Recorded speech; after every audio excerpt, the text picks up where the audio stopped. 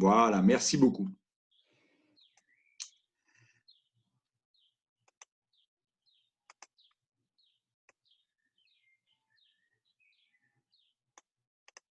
Alors, je remets. Bien. Eh bien, écoutez, tout d'abord, bonjour. Alors, je m'appelle Olivier Courbier. Je suis coach, formateur, expert en communication interpersonnelle. Et je suis également, bien sûr, comédien, improvisateur. Et j'ai, depuis 25 ans, la charge d'un théâtre à Paris. Donc, je connais très, très bien l'univers du théâtre et l'univers des outils de l'acteur. Bon. Alors, vous le savez, vous certainement, déjà merci d'être avec nous. Vous le savez certainement, la société Kilotoa, donc qui vous offre ce webinaire, depuis 27 ans, place l'humain et la relation au cœur de ses formations. Parmi certaines formations dispensées, communication interpersonnelle, pitch, prise de parole en public, improvisation, appel au projet, eh bien, nous utilisons les outils du théâtre. Donc, nous sommes plusieurs formateurs à venir du monde du théâtre, de la danse, de l'improvisation, du chant et de l'audiovisuel. Notre pédagogie, bien sûr, elle place l'humain au cœur de son développement personnel en milieu professionnel. Donc, durant ce webinaire, je vais tenter de vous montrer en quoi les outils du théâtre sont particulièrement pertinents pour se développer professionnellement. Encore une fois, je remets ceci, voilà, pardon, c'est la première page. Bien, je vous ai mis une petite phrase, bien sûr, comment ne pas mettre cette petite phrase de Socrate, connais-toi toi-même. Moi, j'adore la philosophie, donc simplement pour remettre, pour situer, pour remettre dans le contexte, c'est une devise qui est inscrite au frontispice du temple de Delphes, bien sûr. Et chez Socrate, en fait, la philosophie ne désigne pas, comme chez les sophistes, l'acquisition d'un savoir, mais une manière de s'interroger et une forme de souci de soi. Donc, chacun, en fait, dispose du savoir en lui-même et il suffit de se les rappeler. La connaissance est immanente à l'homme et non extérieure. La sagesse consiste à apprendre et à se ressouvenir. Vous allez voir pourquoi je vous dis ça, parce qu'au théâtre, on va apprendre à nous reconnaître. Alors, qu'est-ce que nous allons découvrir durant ce webinaire ? D'abord, de quel théâtre parlons-nous? Il y a le théâtre, mais de quel théâtre et quels sont les outils de l'acteur? Ensuite, le théâtre est mis en jeu de soi. J'ai toujours coutume de dire que nous sommes notre principal instrument de musique, au même titre qu'un guitariste, qu'un pianiste, il va devoir éprouver et apprendre à se servir de son instrument. Eh bien, nous allons devoir apprendre à nous servir de notre instrument qui est nous-mêmes. C'est pour ça que j'ai mis la petite phrase de Socrate, connais-toi toi-même. Ensuite, prendre du recul par l'expérimentation. En effet, le théâtre, c'est un art qui nous demande à expérimenter continuellement. Nous sommes constamment en train d'expérimenter.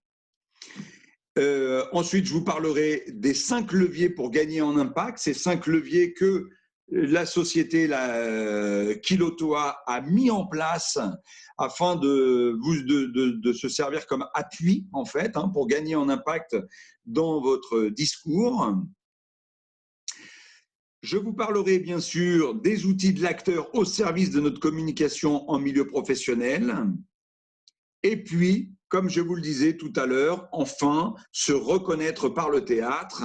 Et à l'issue de ce webinaire, il y aura 2 petites surprises. Voilà. Alors, le théâtre, de quel théâtre parlons-nous? Eh bien, vous le savez certainement, il y a ce qu'on appelle le lieu, la représentation. Il y a également le théâtre qui est un art, mais celui qui va nous intéresser, nous, bien sûr, c'est le théâtre qui va nous permettre de nous développer personnellement, qui va nous permettre de développer le moi, le je, J-E. Comme disait Shakespeare, le monde entier est un théâtre et tous les hommes et femmes n'en sont que les acteurs et chacun y joue successivement différents rôles. Bien sûr, nous sommes des acteurs sociaux, au sens de bien de distinguer la posture du comédien de théâtre de celle qu'on vous demande d'être dans votre milieu professionnel.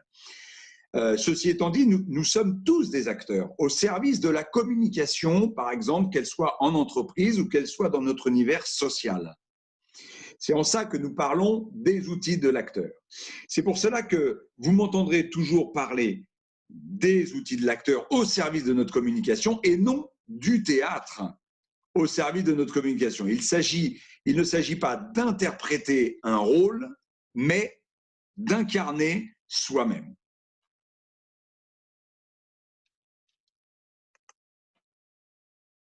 Alors, comme je le disais tout à l'heure, le théâtre, c'est une mise en jeu de soi. Nous allons devoir, bien sûr, apprendre à jouer avec nous-mêmes. Tout d'abord, le jeu est un lieu de toutes les inventions.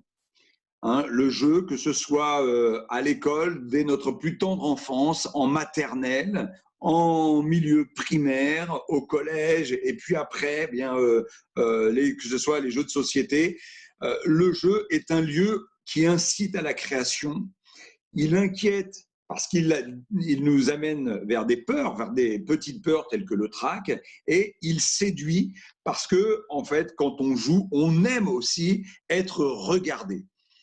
Et quand on aime être regardé, eh bien, c'est une satisfaction de voir les autres en face de nous s'émouvoir, soit par le rire, soit par les peurs, les craintes, etc., de ce que nous sommes en train de faire. Et enfin, le jeu demande à rompre avec notre savoir-faire habituel. Il nous permet de sortir de nos habitudes, de sortir de notre cadre de référence et d'ouvrir le champ des possibles.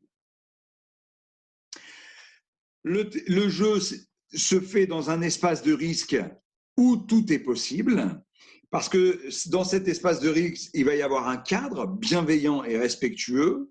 On va jouer, et quand on va jouer, on va être dans l'instant présent, ce que nous privilégions énormément, nous, au théâtre, que ce soit au théâtre ou même, par exemple, en improvisation, parce que cet instant présent, cet ici et maintenant, va nous installer, va nous faire oublier tous nos soucis ou pas, par exemple toutes nos préoccupations qui seraient liées aux réseaux sociaux, aux mails que nous devrions recevoir, etc.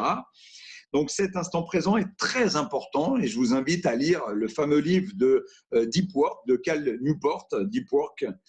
Voilà.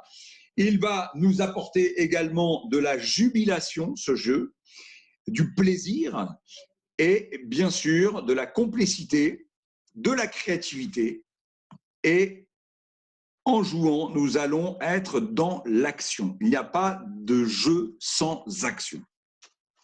Alors, prendre du recul par l'expérimentation, comme je vous disais tout à l'heure, au théâtre, nous expérimentons. Nous sommes sans arrêt en train d'essayer. D'accord? Et ça, c'est très bénéfique en fait pour notre psychisme parce que le fait d'essayer, ça va nous permettre d'asseoir le fait qu'on est capable de le faire. Et ce qui va nous aider, le garde-fou que nous allons avoir, ça va être le coach, le formateur, le prof qui va être en face de nous et même parfois nos collaborateurs qui vont eux aussi expérimenter, qui vont nous renvoyer une image. Et cette image, généralement, le coach, le formateur ou le prof, ça va être une image, bien sûr, bienveillante. Et il va nous aider justement à nous construire. Donc, pour moi, le théâtre, c'est une expérience gagnant-gagnant. Oui, on va être constamment pris par ce miroir entre l'autre et moi-même. Ce miroir va nous permettre bien sûr de distinguer nos émotions afin de mieux les utiliser, de mieux les repérer, de mieux nous en servir. Ensuite, il va nous permettre bien sûr d'asseoir un regard sûr, une posture affirmée. Il va nous permettre d'essayer autant que faire se peut, et d'essayer de mettre les bons mots, le bon phrasé, les bonnes phrases, et d'exprimer de la façon la plus juste notre ressenti ou une opinion. Il va nous permettre bien sûr d'avoir le geste juste et bien sûr de travailler sur la confiance en nous-mêmes. Cette confiance dont nous avons tant besoin, que ce soit dans le milieu personnel ou dans le milieu professionnel. de la confiance en soi découle l'amour de soi. Et pour moi, la base essentielle du développement personnel, pour l'évolution de chacun de nous, cet amour, qu'il soit existant ou à révéler.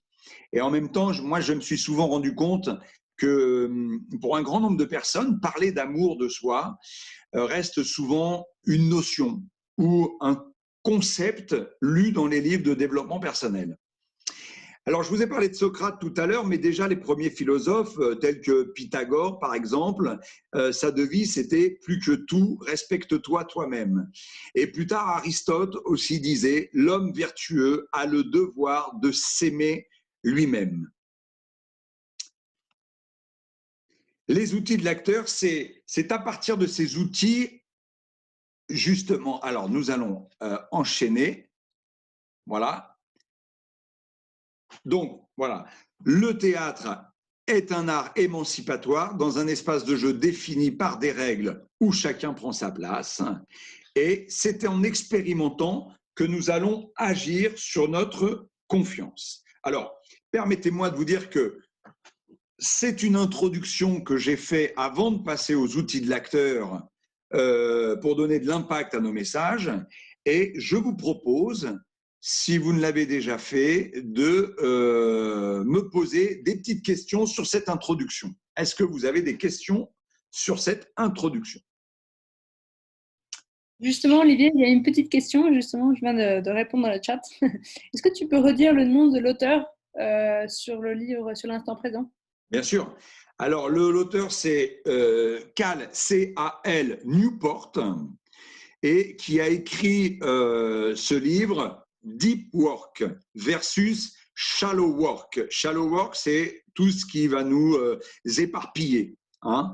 C'est tout ce qui a un rapport. Alors, je vous le fais brièvement, mais ce qu'il faut savoir, c'est qu'on reçoit au quotidien autant d'informations que l'humanité nous en a donné jusqu'en l'an 2000. Donc, c'est énorme. Et toutes ces informations liées par les réseaux sociaux, les chaînes TV, par les mails, etc., laissent très, très peu de place à notre instant présent, à notre capacité à nous installer dans l'instant présent. On a notre cerveau qui est constamment agité. Et lui, il explique, donc c'est un gros livre, hein, voilà, comment acquérir du deep work, c'est-à-dire comment acquérir de l'instant présent, de l'ici et maintenant, pour travailler profondément. Voilà. Est-ce que j'étais clair? Merci, Olivier. Alors, est-ce qu'il y a d'autres questions? Pour l'instant, non. Bon, bah, s'il n'y a pas de questions, je vais continuer. Et puis, on reprendra les questions. Voilà. Vous pouvez poser vos questions et à la fin, on les Voilà. verra. Alors, comme je vous ai dit, les outils de l'acteur, c'est à partir de ces outils de l'acteur que Kiloto a mis en place un schéma qui vous permettra donc d'avoir des repères précis pour donner de l'impact à vos discours ou à votre communication interpersonnelle. On va les voir. Pour l'instant, voilà. Donc, on est bien d'accord, hein, que le message soit clair. Je vais essayer d'être très pédagogique. Il y a eu les outils de l'acteur au service du théâtre. Voilà, comme vous voyez sur cette image. Et il y a aujourd'hui les outils de l'acteur au service de l'entreprise. Comme je vous ai dit, nous sommes notre propre instrument, donc nous allons voir quels sont ces outils. Eh bien, c'est très simple. Il y a d'abord la respiration. Nous allons la voir parce qu'elle est partout, cette respiration. C'est elle qui nous aide déjà à vivre. Hein. Il y a un très beau proverbe chinois qui dit « Celui qui sait respirer peut marcher sur le sable sans laisser de traces ». Il y a ensuite le corps. Il faut savoir que dans la communication ou dans la prise de parole en public, nous sommes vus avant d'être entendus et entendus avant d'être compris. Il y a bien sûr la voix, cette voix qui est le reflet de notre personnalité. Et donc, sachez que cette voix, elle peut se travailler et elle doit se travailler, surtout si nous sommes amenés à parler en public. Il y a bien sûr la relation, l'équipe. Alors, la relation, c'est, on le verra tout à l'heure, mais ce qu'on peut mettre dans le théâtre, c'est la troupe. Il n'y a pas de théâtre sans troupe. Alors, bien sûr, il y a des one-man show, mais même les personnes qui font du one-man show ne sont jamais seules. Elles sont toujours très bien entourées. par des hommes de confiance qui vont les aider à bien se concentrer. Mais en général, on parle de la troupe au théâtre et dans l'entreprise, on parle de l'équipe, sans laquelle nous ne serions rien finalement, hein. Et puis, il y a bien sûr nos émotions. Ces émotions-là, voilà, bien les utiliser, bien les distinguer pour ne pas qu'elles nous encombrent. Donc, trouver un équilibre. Les mots, l'argumentation. Je vous rappelle que argumenter en latin, c'est arguer, donc c'est prouver, hein. L'argumentation va se permettre de prouver la véracité de ce que nous sommes en train de dire. Donc là, on va travailler vraiment sur la capacité de structurer notre message, de mettre les bons mots aux bons endroits. Et puis, la créativité, je vous l'ai dit tout à l'heure, dans le jeu et dans l'expérimentation, on ose, on est constamment dans l'action. La créativité va nous permettre d'oser. Et c'est un verbe que j'aime beaucoup, moi, le verbe oser. Et j'aime surtout aussi acquérir de l'audace. D'accord ? Parce que je pense que pour parler en public, pour communiquer dans une équipe, quelle que soit l'équipe, il faut sortir de sa coquille et avoir un minimum d'audace pour se faire comprendre et surtout pour se faire entendre. Voilà. Alors, quels sont les 5 leviers pour gagner en impact? Ces 5 leviers, ce sont bien sûr des appuis sur lesquels vous allez pouvoir progresser. Alors, je ne vais pas tous les détailler, mais grosso modo, de toute façon, vous recevrez, hein, vous recevrez bien sûr ce webinaire, mais déjà, il y a le levier relationnel qu'on retrouve dans l'équipe, d'accord? Voilà, sur lequel il y a des points très importants, des appuis qui vont vous être utiles et précieux et qui sont très pratiques. Il y a le levier visuel. Notez bien que la respiration est partout. Il y a le levier, bien sûr, vocal, il y a le levier verbal et intellectuel, et puis, bien sûr, le levier émotionnel. Voilà les 5 leviers pour gagner en impact.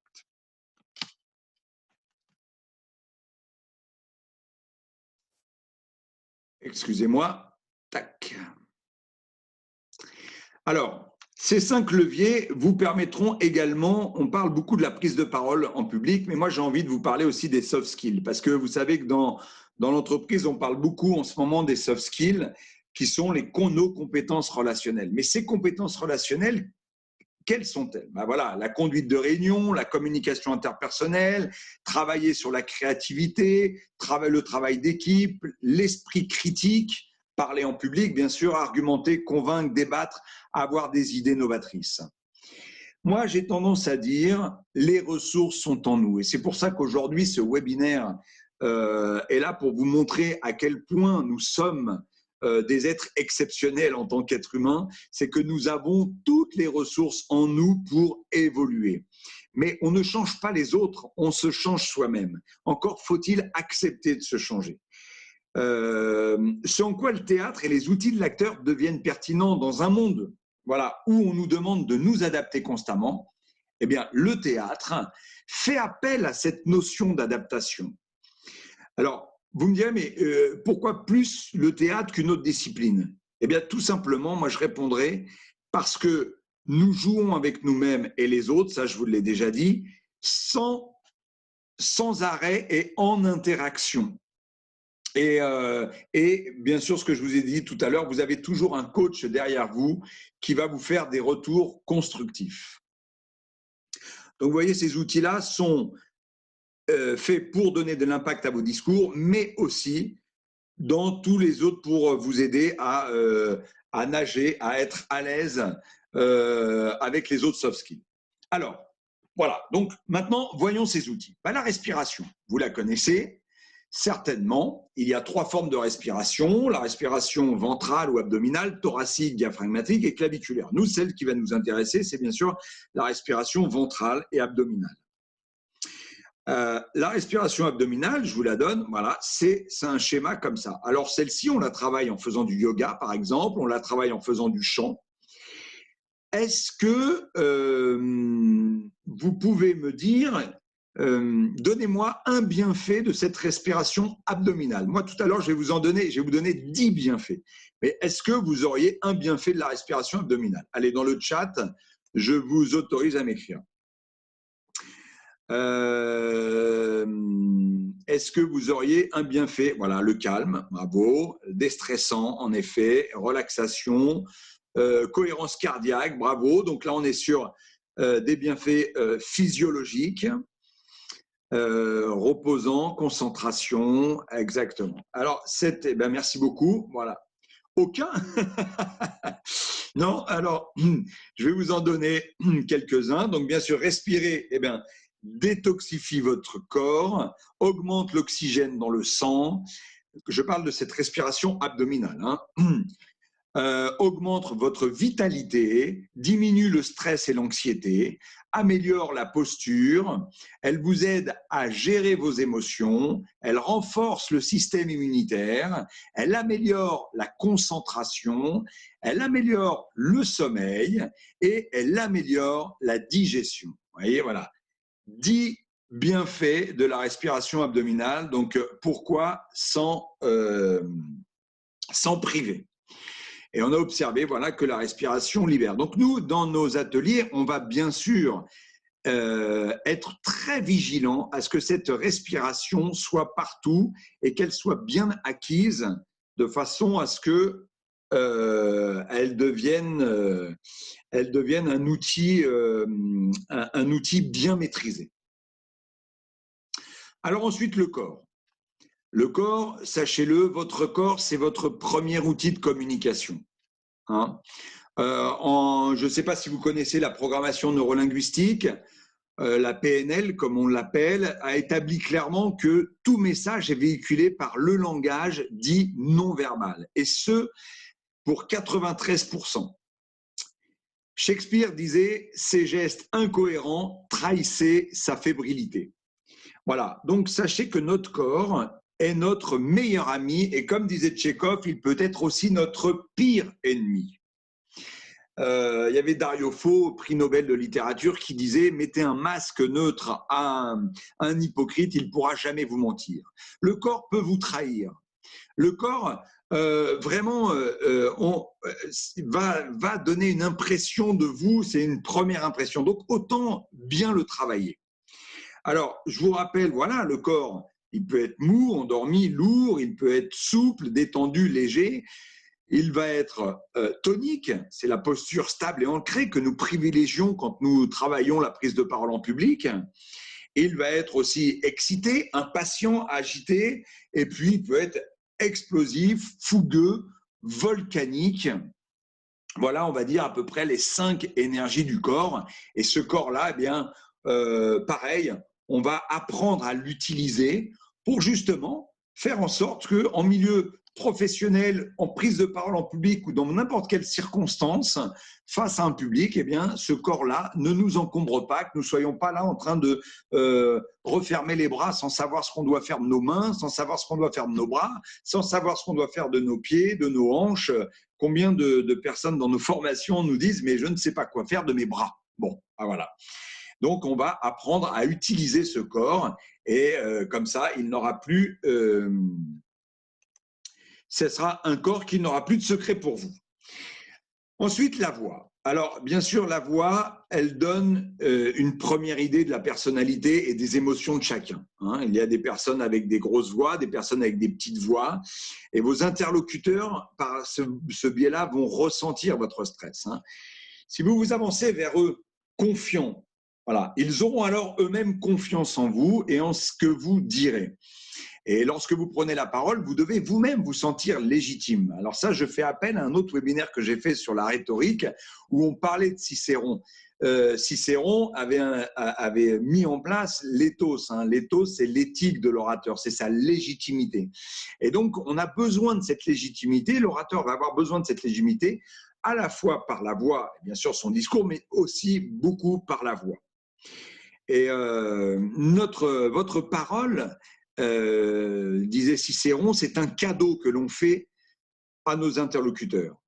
Aucun autre organe ne présente une telle fenêtre sur notre personnalité.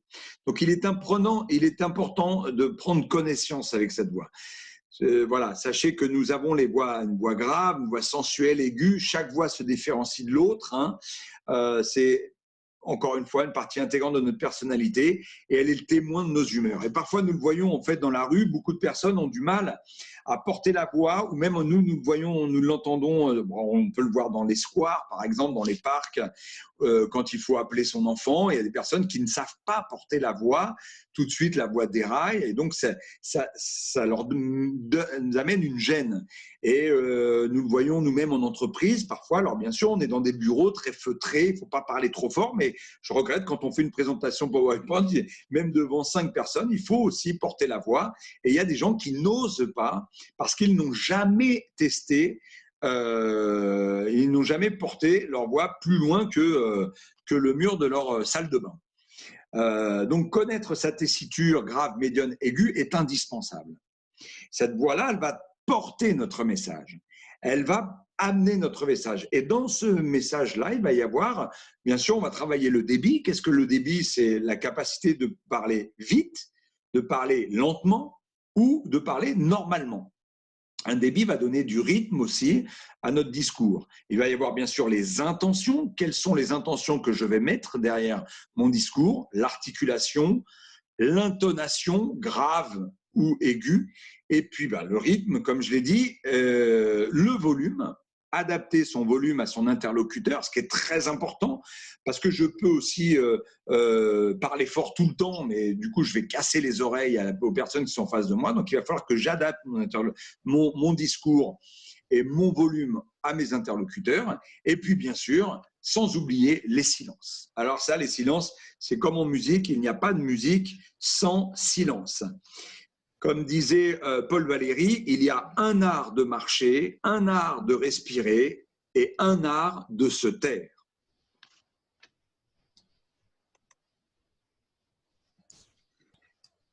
Alors, la relation. Moi, ce que j'ai tendance à dire souvent, c'est que nous sommes des êtres émotionnels. Ne jamais oublier que l'être humain est un être relationnel, est un animal, mais relationnel et émotionnel. Et que serions-nous sans nos parents qui nous nourrissent d'amour, par exemple, hein, ou qui nous apprennent un langage, à nous comporter de façon adaptée. Et c'est sans cet amour nourrissant, hein, le petit être que nous sommes, on ne pourrait pas se développer en toute sérénité. Hein. Cette confiance, cette estime de nous-mêmes nous manquerait. Donc, je ne sais pas si vous avez vu ce film qui s'appelle Seul au monde avec Tom Hanks, où il est sur son île. La première chose qu'il fait, il prend un ballon et ce ballon va devenir un ami. Il va s'appeler Wilson et c'est ce Wilson-là qui va vraiment partager ses jours pendant 7 ans parce que sinon il deviendrait fou. On voit bien dans Robinson et Crusoe, hein, c'est cet homme qui s'est naufragé, qui se retrouve contraint donc d'exister seul et de vivre. Il vit finalement sur ses réserves affectives qu'il a emmagasinées durant toute son enfance, hein, sur ses connaissances antérieures. Et il s'aime suffisamment lui-même et peut, à partir de là, d'accord, en tirer avec honneur et se reconstruire un mode de vie civilisé et personnel.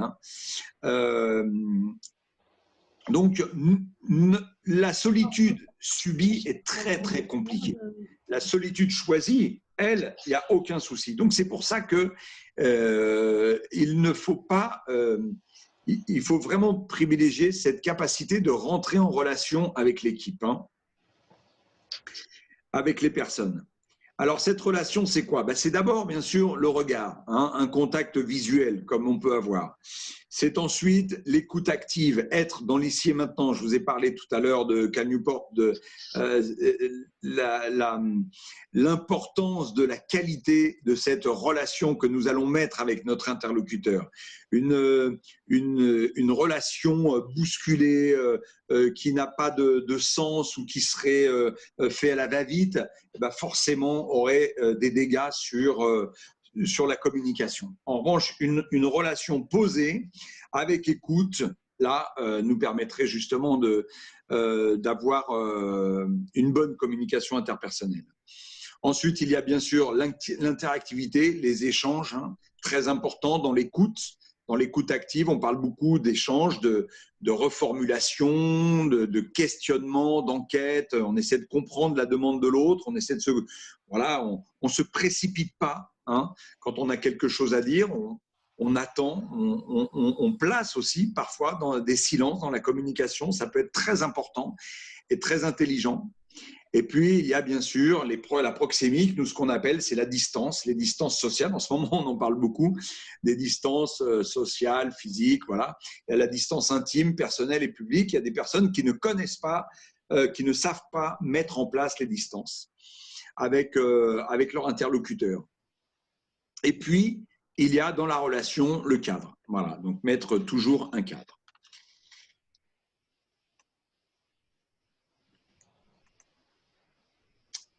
Ensuite, nos émotions. Les émotions nous sont toujours utiles. N'oubliez jamais qu'elles ont gardé la même fonction, hein, celle de nous alerter. Lorsque quelque chose d'important se passe pour nous pousser bien sûr à agir. Et le tout avec pour objectif principal de nous préserver, essentiellement. Hein. Elles sont un centre d'information ultra puissant, nous indiquant ce qui est bon pour nous ou pas bon.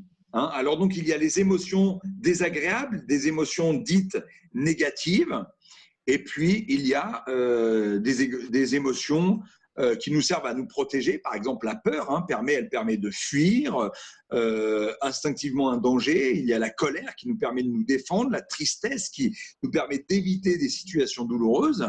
Et puis, il y a bien sûr des émotions positives qui servent à renforcer ce qui nous fait du bien. Donc, il s'agit donc d'apprendre à mettre de la distance entre l'émotion et l'action, et à réfréner ses impulsions pour y apporter une réponse appropriée. Et Aristote disait, l'humeur donne du relief aux idées. Donc voilà, ce qui est très important, c'est de cesser de subir ces émotions. C'est un apprentissage, c'est faire un tri et savoir les exprimer.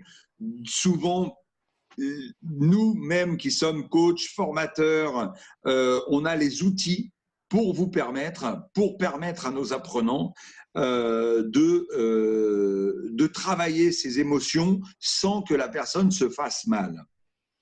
Et gérer le trac, bien sûr, ne pas confondre trac et stress. Hein. Le trac, je vous le rappelle, c'est une peur immédiate, hein, qui va nous amener vers la fuite, le combat ou la résignation. Le stress qui a été mis en place par Hans Selye, qui est un endocrinologue canadien, québécois, et qui, lui, a mis en place les 3 formes de stress, le bon, le sous et le surstress. Et voilà. Paf, je reviens à ça. Voilà.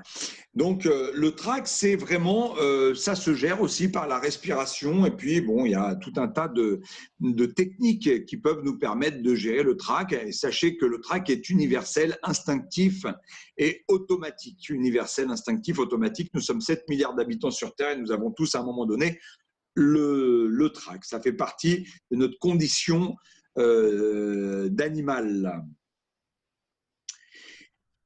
Alors, nous allons passer, si vous le voulez bien, maintenant aux mots. Bah, bien sûr, donc les mots, sachez qu'on retient entre 5 et 10% du discours.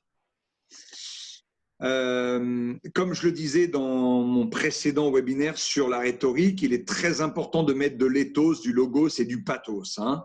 C'est revenir à la structuration de la rhétorique classique et à ses 5 parties. Je vous invite à revenir sur le webinaire autour de l'éthos, logos et pathos et à la structuration des 5 parties en rhétorique. Une langue se compose de mots, d'accord, qui s'agencent en phrases, disait Blaise Pascal. Hein. Et Boileau disait, ce qui se conçoit bien s'énonce clairement et les mots pour le dire arrivent aisément. Donc, en règle générale, quand on doit prendre la parole en public, on doit avant tout bien concevoir les choses et pour avoir une éloquence qui est la source de toutes les richesses. Acquérir de l'éloquence, avoir une stratégie d'intervention, cible, objectif, moyen, avoir du vocabulaire, bien sûr, de l'argumentation et, bien sûr, du phrasé, ce qu'on peut appeler de la syntaxe. Donc tout ça, pareil, ça se travaille à l'oral. Notre discours doit être toujours clair, concis, complet, cohérent, court et compréhensible. D'accord? Ça, c'est la règle des 5 C, clair, concis, complet, cohérent, court et compréhensible. Donc, il y en a 6, pardonnez-moi. C'est la règle des 6 C. Ensuite, la créativité. Alors, nous travaillons, nous aussi, beaucoup chez Keloto à l'improvisation, qui est un outil que nous privilégions énormément. La créativité, d'ailleurs, c'est un booster de confiance. Hein. Essayer de nouvelles choses permet de booster sa confiance en soi. Être créatif nous permet d'explorer de nouveaux aspects de notre personnalité et de renforcer ce que nous savons déjà sur nous-mêmes. Voilà. Dans nos formations, on incite beaucoup les élèves à aller chercher, à ouvrir le champ des possibles. Cette créativité facilite les relations sociales aussi, hein, parce que cela peut permettre de découvrir aussi de nouveaux talents dont nous n'avions pas conscience avant. C'est faire preuve d'ouverture d'esprit et de proposer des vues originales sur des choses, qui peut séduire les gens généralement. C'est voilà, en fait, c'est un formidable moteur dans le milieu professionnel, la créativité. Et dans l'économie, à mon sens, actuelle, de plus en plus d'entreprises sont à la recherche de personnes créatives, hein, de par leur grande aptitude à voilà, résoudre des problèmes de manière originale et astucieuse.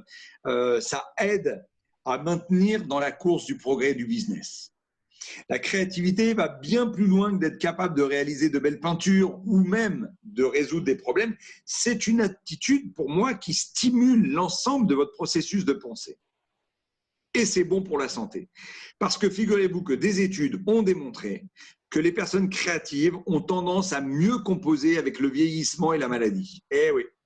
Elles sont également plus à même de vivre avec le doute, avec l'incertitude, car elles sont capables d'adapter et d'ajuster leurs pensées face aux choses inconnues.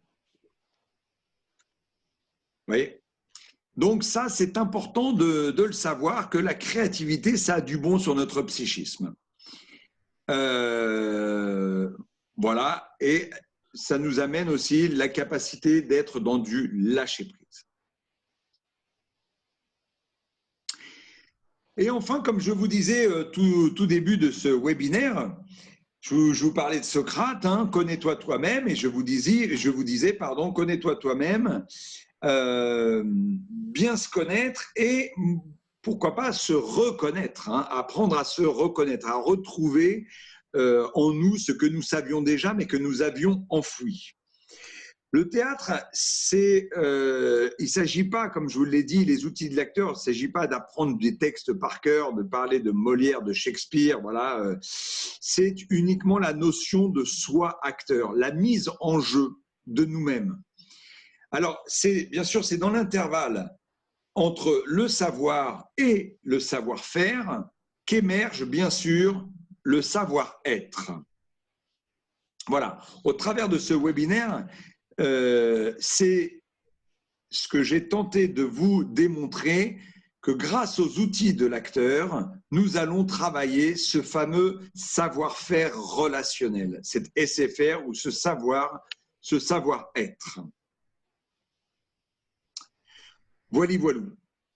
Alors, je peux répondre à des questions et après je vous montrerai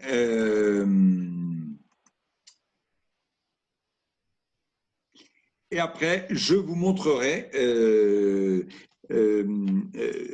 vous montrerai les deux petites surprises que je vous ai réservées. Est-ce que vous avez des questions?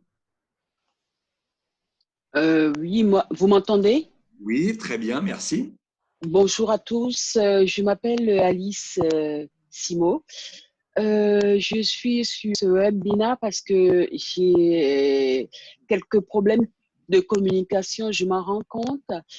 Comme on a défini tout à l'heure, dans les émotions, parce que j'ai tendance à m'emporter très vite devant la malhonnêteté des gens et je n'ai pas toute la capacité au moment, quand le moment arrive, de répondre parce que je suis tellement en colère que les mots n'arrivent pas. Alors, je ne sais pas, est-ce que dans vos dans vos propositions de séminaire? Est-ce qu'il y a des façons pour aider pour le calme intérieur, enfin, d'avoir une posture peut-être d'écoute avant, de réponse, enfin, je ne sais pas comment je vais gérer ça. De toute façon, ça commence à me créer un gros problème et un problème aussi relationnel parce que je suis tellement en colère que je crie et ce n'est pas Ouais. productif, quoi. Bah oui, oui, tout à fait. Alors, je vais laisser répondre Alix pour les formations, si tu veux bien, Alix, tout à l'heure. Mais là, pour l'instant, je vais répondre à ce que vous dites parce que c'est très intéressant. Si j'ai bien compris, vous avez du mal à gérer vos émotions, surtout quand il y a une forme d'injustice. Oui, c'est ça, parce que pour tout vous dire, je suis représentante du personnel. Ouais. Et donc, on est en face à une direction qui est sans foi ni loi, qui mélange les choses, qui ment tout le temps, et même devant des faits graves, devant des faits très, très graves. Voilà. Et donc, à ce moment-là, moi, je me dis, mais enfin, peut-être que c'est pas possible. Je suis trop honnête pour entendre des gens comme ça, entendre parler de choses comme ça et ne pas réagir. Et en réagissant sur l'émotion, je ne fais pas bien de répondre parce que les personnes qui m'entendent ressentent de l'agressivité, mais l'agressivité est la conséquence de l'injustice que je veux déplorer. Et donc, ce que moi, je vais travailler, c'est de trouver les moyens de me calmer déjà, de prendre les faits comme il se doit chronologiquement et puis justifier. Mais c'est trop difficile pour moi parce que je suis tout le temps dans l'émotion et parce que devant des gens malhonnêtes, enfin, que j'estime malhonnêtes puisque c'est ça, je n'arrive plus pas à être moi, à maîtriser voilà, mon moi, quoi, en fait. Je suis plus maître de moi. Ok, très bien. Alors, écoutez, là, j'ai complètement compris. Je vous remercie beaucoup. Alors, nous, c'est vrai qu'on a des outils parce qu'on fait beaucoup travailler ce qu'on appelle l'assertivité. On travaille avec des outils dans la communication non violente qui peuvent être très intéressants. Alors, toujours pareil avec les outils de l'acteur parce qu'il s'agit aussi d'éprouver aussi les choses et de les expérimenter. C'est pour ça que j'ai parlé quand même pas mal d'expérimentation en début de session. Ça ne servirait à rien de faire un cours théorique, mais notez ce mot assertivité, A-2-S-E-R-V-I-T-E. Vous le connaissiez ce mot ou pas, hein? Oui, je l'ai déjà entendu, mais Et donc, par rapport à l'assertivité, ça vient d'un verbe anglais, hein, to assert, s'affirmer sans agresser l'autre. Et ça peut être un début, attention, hein, parce que, encore une fois, ça peut être un début pour vous de solutions. Et en effet, mais pour ce que vous dites et ce que vous racontez, il y a en effet des formations qui peuvent être proposées. D'accord, je vous remercie. Ben, de rien. Donc Alice, tu voulais rajouter une petite chose sur les formations ou pas? Ou non, ça va? Alors juste le micro. Et oui, vous pouvez retrouver toutes nos formations sur le site de Kilotoa Group. Aussi, je vais vous mettre le lien vers notre page LinkedIn, là où vous aurez toutes les informations sur en fait, notre actualité et puis notamment le replay de cet enregistrement. Et puis pour votre besoin bien précis, si vous voulez, on pourrait en parler par mail si vous voulez. D'accord. Olivier vous a mis son mail et puis on pourrait être en communication comme ça. D'accord. Vous avez mon adresse mail? Je vous invite à écrire à Olivier dans l'adresse qui est écrite en dessous. Ok, d'accord. Vous la voyez là? Oui, au point courbier @kilotoa, voilà, groupe.com. D'accord. Après, bon voilà, donc est-ce que les choses pour vous, avant de vous montrer ma petite surprise, est-ce que les choses pour vous ont été claires? Comment avez-vous vécu ce webinaire? Est-ce que vous pouvez me mettre un mot dans le chat qui me permettrait de voir un peu comment est-ce que vous l'avez vu, vécu, observé, ressenti, etc. Excusez-moi, est-ce que vous pourriez juste nous rappeler la règle des 6C? Vous disiez que la parole, elle doit être claire, concise, cohérente, et quoi d'autre? Alors, claire, concise, cohérente, courte, compréhensible. Donc, il y en a 5. Et le 6e, c'est en connivence avec son public. Merci.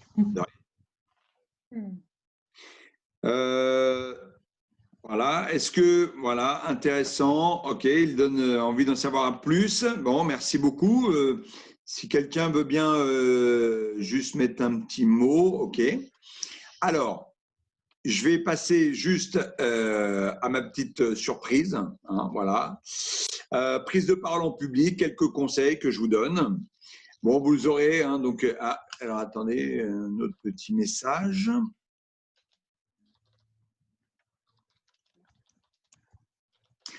Voilà, merci beaucoup, très clair, intéressant. Oui, c'est ça, oui. Alors, pour maîtriser ses émotions, alors, en effet, le webinaire était plutôt concentré les outils de l'acteur au service de la communication et de la prise de parole. Merci. Ok, bah c'est gentil, plus que ce que j'attendais, c'est très bien, très bonne session, ça récapitule bien les sujets que l'on peut travailler, en effet, super, merci beaucoup. Bah, écoutez, merci. Alors, voilà, bah, regardez, prendre la parole en public déjà, placez-vous de manière à voir l'ensemble du public. Ça, ce sont des petites astuces, hein, c'est ce qu'on appelle des tips. Avant de commencer, regardez le groupe en silence, hein, soufflez, prenez contact avec vous-même, ancrez-vous bien dans le sol. Ensuite, pour un grand groupe important, bah, regardez loin, puis alternez les zones de regard pour prendre en considération chaque partie de l'auditoire. Quand vous cherchez une idée, une réponse à une question ou objection, eh bien, regardez le public, ne regardez pas en l'air ou par terre. Voilà, ayez le regard assuré, comme on a parlé tout à l'heure. Hein, le théâtre vous permet d'avoir le regard assuré. Après avoir exprimé un point important, répondu à une question difficile, bien, regardez le public en silence. Laissez des temps de pause, n'ayez pas peur du silence en balayant chacun du regard, mais pas en tour de table, il faut alterner. Hein, voilà.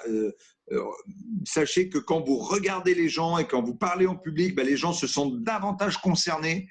Le gros problème des orateurs parfois ou des réunions, c'est que les gens ne vous regardent pas, donc vous vous sentez absolument pas concerné, donc vous décrochez très très vite. Dites-vous que les gens, nous sommes des machines à décrocher. Les gens qui sont autour de vous ont un temps d'attention très très réduit.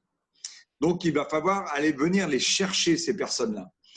Ensuite, voilà, aller chercher ben exactement d'un participant quand vous exprimez, voilà, pour avoir un allié et de préférence échanger régulièrement d'interlocuteur. Moi, parfois, je me retrouve face à des gens qui me regardent que moi parce que bon, j'ai tendance à sourire pour faciliter l'orateur et du coup, la personne, elle ne me lâche plus. Bah, au bout d'un moment, ça devient gênant parce que du coup, moi, je ne l'écoute plus. Il parle qu'à moi, en fait. Hein. Et ça m'arrive assez fréquemment. Et puis, ponctuez vos affirmations par un regard intense, suivi par un silence. Toujours pareil, le silence, j'y tiens. Repérez les changements d'attitude. Essayez de voir si les gens ont des changements d'attitude avec le corps. Essayez de voir si les gens regardent leur portable, regardent leur smartphone, sont tentés de regarder à droite, à gauche, de parler. Les réactions vous disent beaucoup, beaucoup. Hein, et puis, vous pouvez arrêter. Est-ce qu'il y a quelque chose que j'ai dit que vous ne comprenez pas ? Et voilà, donc ça c'est important hein, de repérer ce que vous voyez chez les gens, le non-verbal, hein, de repérer le non-verbal. Voilà. Et ma deuxième surprise, alors là, voilà, la deuxième surprise, vous la verrez chez vous, c'est une vidéo de Will Smith. Alors pourquoi je vous la montre? Parce que voilà, c'est un acteur qui raconte une histoire personnelle et comment est-ce qu'il utilise à merveille tous les outils dont je vous ai parlé. Vous le regarderez chez vous parce que la vidéo dure 5 minutes, on n'a pas le temps, mais cet acteur-là ne joue pas la comédie, il raconte une histoire très personnelle, il parle d'une peur, donc voilà, vous parliez des comment gérer ses émotions, il parle de sa peur de sauter en parachute et vous repérerez tous les leviers, les 5 leviers, que ce soit la voix, la relation, l'écoute avec son public, comment est-ce qu'il joue avec son public, la gestuelle, la structuration de son message. C'est formidable. Si vous ne l'avez déjà vu, je vous invite grandement à voir cette vidéo. Voilà. Eh bien, écoutez, je vous remercie énormément. J'ai peut-être un dernier message intéressant. Ah oui, c'est théorique. En effet, le but du webinaire, c'est malheureusement, je ne peux pas trop vous faire participer. Hein. C'était de vous apporter des informations. Merci Olivier. Eh bien, de rien. Merci beaucoup, Alix. En tous les cas, je vous souhaite beaucoup de belles choses. J'espère que